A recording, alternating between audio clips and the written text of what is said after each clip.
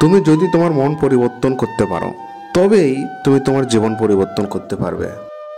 আমাদের চিন্তা, বিশ্বাস ও দৃষ্টিভঙ্গি আমাদের জীবনের গতিপথ নির্ধারণ করে। আমরা যদি আমাদের মনের ভিতরে নেতিবাচক ভাবনা, ভয় বা সীমাবদ্ধ বিশ্বাসগুলো বদলে ফেলতে পারি, তাহলেই আমরা নতুনভাবে জীবনকে দেখতে ও গড়তে পারি।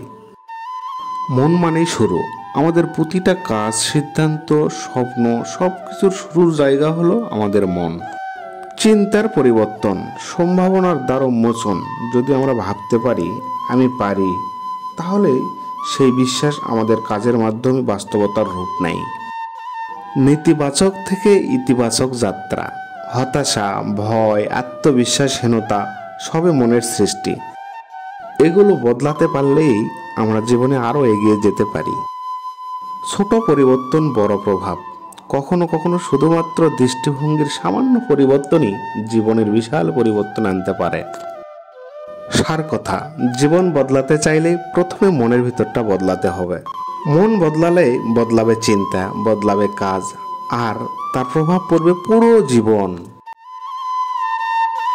কথায় ছিলাম আমি রায়হান। লাইক, কমেন্ট, শেয়ার করবেন।